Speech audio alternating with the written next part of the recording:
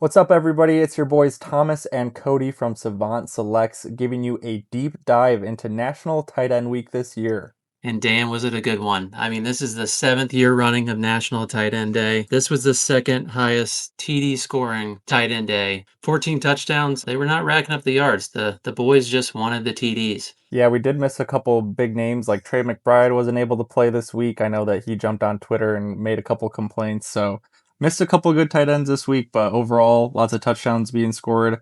Always seem like they come to play and they shine specifically during this week, especially our boys like George Kittle. Like, These boys really get up for it. I feel like they got like a group chat going in the background that we don't know about. yeah, we wanted to give you guys, our viewers, a little bit of history on the tight end position, as it's somewhat of a newer position in modern football. Back in the 1940s, they used it as an offensive end. That's what they actually called it. And it was more just these big guys who come in and they are an extra blocker for the running backs. They weren't really pass catchers up until the 1960s when Mike Ditka, my very own as a Bears fan, was drafted in the top 5 overall. He's the first ever tight end drafted in the top 5, and he became more of that pass catching and blocking threat for the tight end position, which revolutionized the position to a sense. As the years went on, we saw a lot of great tight ends, including Kellen Winslow, who was more of a 1980s pass catcher, who strictly was a route runner for the most part. And he actually recorded a record of 88 catches in a single season.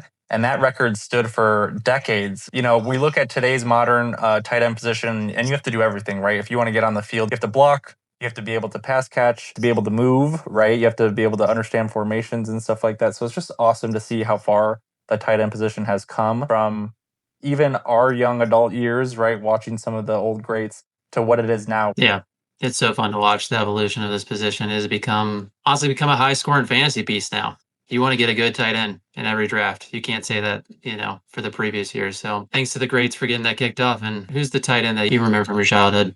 Well, if you ask my friends, they would say George Kittle is my GOAT because I pick him in fantasy every single year. There's just something about him that is like that warm blanket. You just trust him, right? You trust him to get you that like 60 yards and a touchdown. But my all-time GOAT is actually Tony Gonzalez, Kansas City Chief legend, Atlanta Falcon legend. He was just such a game wrecker. He's just a big dude, could block, really good route runner. He looked like an alien out there on the field compared to most other players, right? So I enjoyed watching guys like Trent Green pass him the ball and just really took it to the next level. I always thought, love a Mike Ditka, can appreciate some older guys who have come before us, but with my own two eyes, seeing it live, it's definitely Tony Gonzalez. I think for me, I gotta go Antonio Gates. I mean, definitely not the best blocker out there, but a human highlight reel. This dude only caught touchdowns. That's all he cared about. He has the touchdown record for tight ends. Every highlight of him is like through double coverage or one-handed. This is your typical basketball player turned into football player, and it showed. I mean, he was just dunking on people in the end zone. That was a nasty team. I mean, with Philip Rivers and LT, oh my gosh, that was like one of the most electric offenses to watch growing up. Definitely got me excited about the position. And, the kind of athletes that we see nowadays are just ridiculous, right? And those guys were unicorns at the times. What about current tight end? Who are you loving right now in the current NFL? I think we'd both agree on this one. Tyler Warren's a new guy who's just a demon, right? He can block, he can run those routes. He's just smart for his age. Like a lot of guys, I think it takes 2 or 3 years for tight ends to really progress and become a focal point in a team's offense. But he's a stud. I'm obviously still huge on a guy like Kittle and whatnot. How about you? Yeah, so Warren was written down as mine. I love that you picked him out. He is actually leading tight ends in receiving yards right now, but he's the number 2 in yak. So he's one that can break tackles and make you look silly. Of course, Tuck Daddy Kraft is leading in a lot of those categories right now in touchdowns and yak. But yeah, he's like your typical blue collar tight end. He reminds me of Kittle without the craziness. He's going to run you over. He's going to set a mean block and set up a bunch of different players in this offense, which is just absolutely cooking right now. I only didn't mention Tucker Kraft because I can't root for any of those guys in the green and yellow over there, bro. You know how it goes.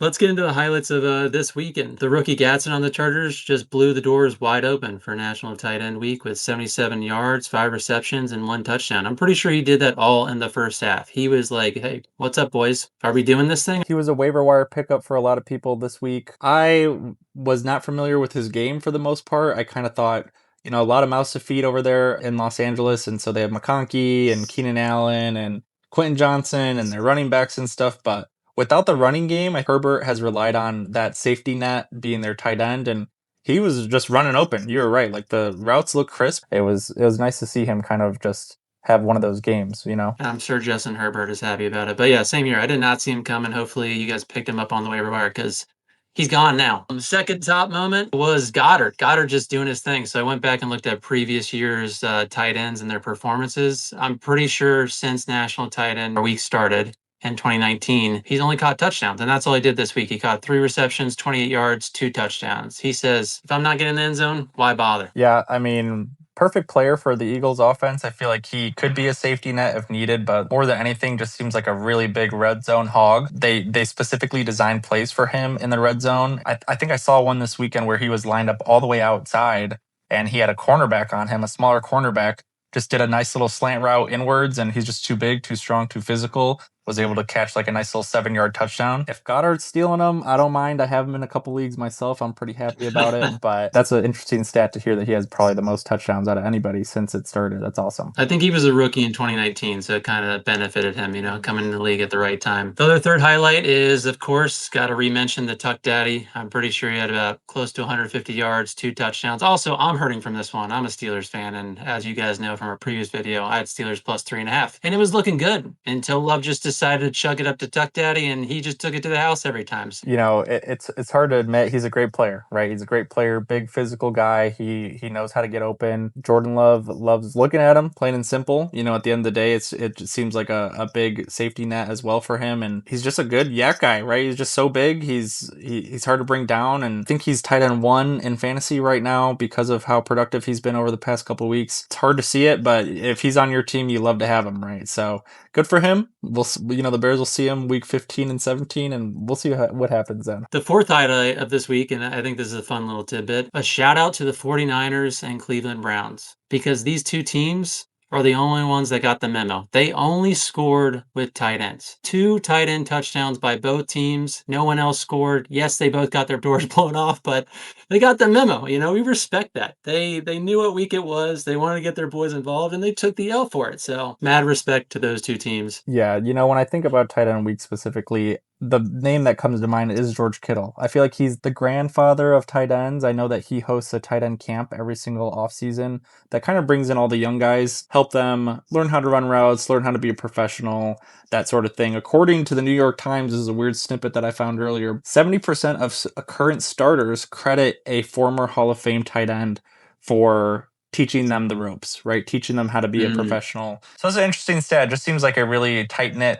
position group to see them all get together in the off season. And I know that they've made a show about it or a couple different like little docu-series about it on Netflix and whatnot. It's just awesome. They can showboat, but they also do the dirty work too. So you got to love them as a fan. And our top 5 moment of this past week, which I can't believe we haven't even mentioned his name yet, one of the GOATs, one of the current GOATs, is Travis Kelce wrapping it up on Monday night. 6 receptions, almost 100 yards, and a touchdown. Talk about soon-to-be Hall of Famers. This dude is unreal and still doing it at his old age. And with Rashid Rice, just also hogging the ball. Talk about some guy that you can build a system around. I feel like the Kansas City Chiefs, once they realized they had something with Kelce, they were able to design unique plays for him and kind of make other offenses and other NFL teams understand like this could be a focal point. This could be your main guy, as you start to build around him, right? They got some young receivers over there that are very talented. He was their main focal point in their offense for 3-4 years during those Super Bowl runs. And obviously Mahomes is QB1 right now. He's loving, using Kelce and everybody else around him. So really got to give our hats off to Travis Kelce. Probably going to go down as the greatest, statistical in a lot of categories. This was an incredible National Tight Ends Day. Like I mentioned earlier in the video, this just seems like the most recent years it's really catching on. I know it started in 2019, but it's becoming a focal point to the point where like even the sports books were taking tight end touchdowns and lowering the odds than normal weeks because they knew what was coming. Yeah, you gotta love to see that. Another fun statistic for our viewers here is that 25% of all touchdowns scored in the Super Bowl are by tight ends. Just shows how trustworthy the position can be, how important National Tight End Week is to us, making this whole video about it, and just like the future of position. That's a wrap on the 2025 National Tight End Day /week, 7th season in the books, and man, was it a good one. We hope you guys had fun.